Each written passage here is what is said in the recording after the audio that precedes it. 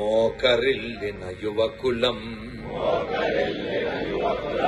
సాధనా పదమందు నిలచిన స్వయం సేవకులం మనం భారతిని సేవించుదాము భాగ్యమును సాధించుదాము యదను యదను తట్టి లేపి హైందవము రగిలించుదాము నవ్యయుగ నిర్మాణ పదమున సోదరుల నడిపించుదాము భవ్య భారతి దర్శనముకై నిత్య వ్రతమును సల్పుదాము భారత్ మాతాకి భారత్ మాతాకి. ఒక్కొక్క రెండు ముచ్చట్లు చెప్పిగా నేను ముగిస్తా. విషయం ఏమంటే మనం ఈ రోజు ఈ ఉత్సవం 4కి ర్యాలీ మొదలవ్వాలి, కానీ కాలే.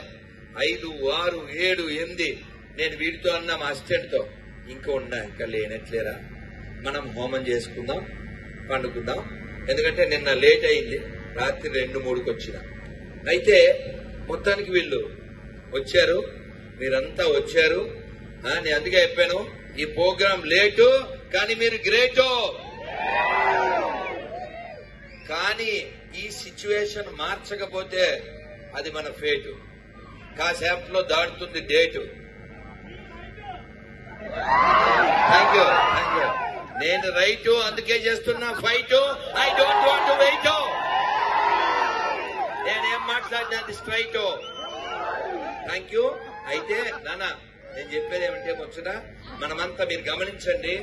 మనం ఇప్పుడున్నది ఈ సిచ్యువేషన్ ఉంది కదా, ఇది ఉన్నది జోషు. ఇది కొనసాగించకపోతే వచ్చేది యాష్, తర్వాత అయ్యేది యాష్.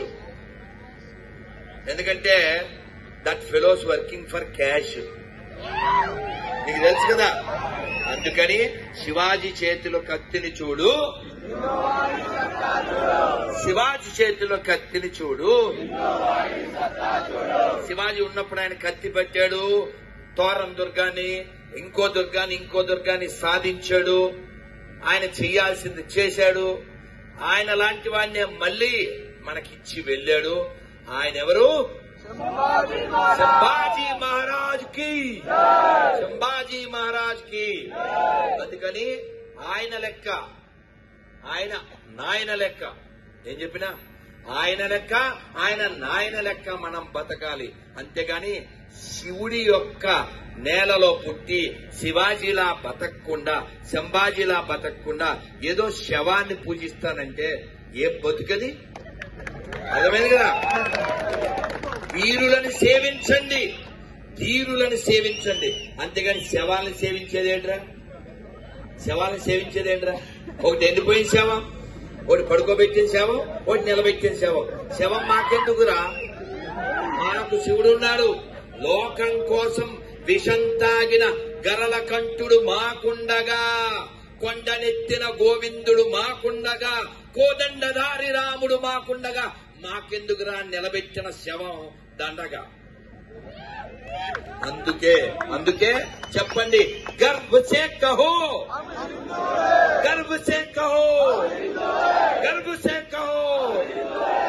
అయితే ఇలా గర్వంగా హిందూగా మనం చెప్పాలంటే మనం జీవించాలిగా. ఒక కార్యకర్త వచ్చి బాధపడ్డాడు, గురూజీ చెప్పండి, ప్రతి వారికి ఒక ఐడెంటిటీ ఉంది,